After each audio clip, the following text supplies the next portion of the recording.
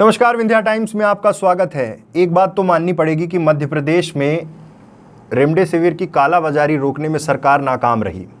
इस नाकामी का नतीजा आप समझिए कि मध्य प्रदेश शासन के पूर्व मंत्री, वर्तमान बीजेपी विधायक जालम सिंह पटेल खुद मुख्यमंत्री को पत्र लिखते हैं और पत्र में उन्होंने ये कहा कि इलाज के दौरान उन्हें 6 नकली इंजेक्शन लगाए गए।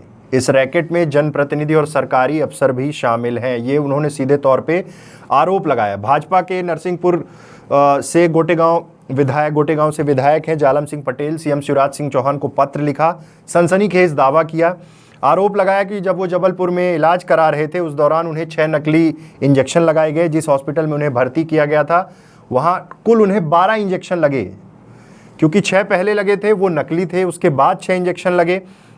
और उन्होंने ये भी कहा कि नकली इंजेक्शन से कई मरीजों की मौत हुई है, जिसमें राजनीतिक व्यक्ति, सिटी हॉस्पिटल जबलपुर का प्रबंधक और सरकारी अधिकारी शामिल हैं। बड़ी बात है, मध्य प्रदेश में जिस तरह से कालाबाजारी हुई, जिस तरह से नकली इंजेक्शन का पूरा खेल चला, 15 से 20 दिन आप देखिए कि क्या हालात हुए हैं मध्य प्रदेश में। पिछले 1 महीने में जिस तरह से ये मामले निकलकर सामने आए, प्रशासन तमाम कोशिशें करता रहा, लेकिन ये कालाबाजारी करने वाले, नकली इंजेक्शन बेचने वालों पर उतनी बड़ी नकेल नहीं कसी जा सकी। तमाम प्रावधान किए गए, कानूनी प्रावधान किए गए। आप सोचिए, केंद्रीय राज्य मंत्री प्रहलाद सिंह पटेल के भाई हैं जालम सिंह पटेल, शिवराज सिंह चौहान की पिछली गवर्नमेंट में वो भी राज्य मंत्री थे। परिस्थितियां देखिए कि 15 मई को वो एक पत्र लिखते हैं और उन्होंने साफ तौर पे बताया कि जब वो दमोह उपचुनाव में थे उस समय वो कोरोना संक्रमित हुए। दमोह उपचुनाव तो अमूमन सबको ही याद होगा, क्योंकि उसके बाद मध्य प्रदेश के हालात कितनी बुरी तरह से बिगड़े थे, वहाँ जिस तरह से फिजिकल डिस्टेंसिंग का उल्लंघन हुआ था। खैर, इस बारे में बात हम कर चुके हैं। उसके बाद जब उन्हें जबलपुर मेट्रो हॉस्पिटल में एडमिट किया गया, तब सीआरपी व सिटी स्केल 4 से 6% लंग्स इन्फेक्शन बताया गया। आरोप है कि 17 से 22 अप्रैल तक उन्हें 6 नकली रेमडेसिविर के इंजेक्शन लगाए गए। इन इंजेक्शनों के बाद भी उन्हें खांसी व बुखार रहा, ऑक्सीजन लेवल भी घटता रहा, जिसके चलते 25 अप्रैल को उन्हें फिर से अस्पताल में भर्ती होना पड़ा। 22 अप्रैल तक उन्हें 6 नकली इंजेक्शन लग गए थे। सोचिए, स्थितियां बिगड़ने लगी। 25 अप्रैल को विधायक फिर से एडमिट होते हैं, उसी अस्पताल में भर्ती होते हैं, मेट्रो हॉस्पिटल में। यहाँ सीआरपी और सिटी स्केल रिपोर्ट में लंग्स इन्फेक्शन 14 से 16% तक बढ़ा बताया हुआ। मतलब स्थिति कितनी बिगड़ रही थी। इसके बाद उन्हें 6 रेमडेसिविर इंजेक्शन लगाए गए। इस तरह उन्हें कुल 12 इंजेक्शन लगे हैं, 6 नकली, 6 असली।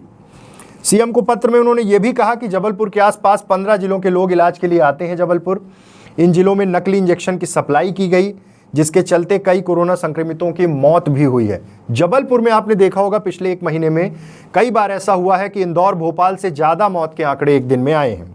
कहीं ऐसा तो नहीं कि वो नकली इंजेक्शन लगने के कारण ही आए हों, क्योंकि ये आरोप जिस तरह से पत्र लिखकर विधायक ने लगाया है, ये बड़ी खबर है। और उन्होंने ये भी कहा कि इस अवैध कारोबार में कई राजनीतिक व्यक्ति, सिटी हॉस्पिटल जबलपुर के प्रबंधक और सरकारी अधिकारी शामिल हैं। जालम सिंह पटेल, आपको बार बार बता दें, केंद्रीय राज्य मंत्री प्रहलाद सिंह पटेल के भाई हैं, विधायक हैं, सत्ता पक्ष के विधायक हैं। उनका आरोप है, पूरी व्यवस्था पर सवाल खड़े कर रहे हैं। पूरी प्रशासनिक व्यवस्था, राजनीतिक लोगों के हस्तक्षेप, इन्वॉल्वमेंट, सबका जिक्र कर रहे हैं। आप सोचिए, एक आम आदमी जब अस्पताल में भर्ती होता होगा और अगर नकली इंजेक्शन लग जाते होंगे, उसकी मौत हो जाती होगी, तो जिम्मेदार कौन होता है? पूरी सरकार और पूरी व्यवस्था जिम्मेदार होती है। आप नकली इंजेक्शन की कालाबाजारी नहीं रोक पाए।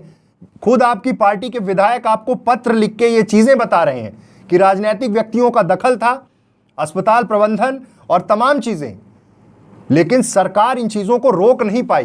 कानून बनाने की बात हो रही थी कि हम जेल में डाल देंगे, आजीवन को कैद कर देंगे, लेकिन आप समझिए उस पत्र में उन्होंने जो चीजें लिखी हैं, उन्होंने ये भी लिखा कि उन्हीं के परिवार के दिनेश पटेल, 42 साल उनकी उम्र थी, कोरोना से मौत हो गई है। विधायक ने आग्रह किया कि जबलपुर संभाग में एक मुश्त हजारों की संख्या में रेमडेसिविर इंजेक्शन किस किस मद से, किन किन कंपनियों, किन किन व्यक्तियों, किन किन मेडिकल स्टोर्स, अस्पताल प्रबंधन, सीएमएचओ द्वारा उपलब्ध कराए गए, इसकी जांच होनी चाहिए। बहुत बड़ा स्कैम है।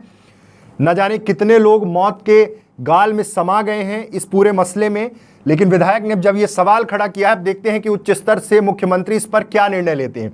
जब वो खुद इस चीज से पीड़ित थे, 6 इंजेक्शन लगने के बाद जब उन्हें रिलीफ नहीं हुआ, दोबारा एडमिट होना पड़ा, तब सोचिए उनका इन्फेक्शन लेवल किस स्तर तक पहुंच गया था।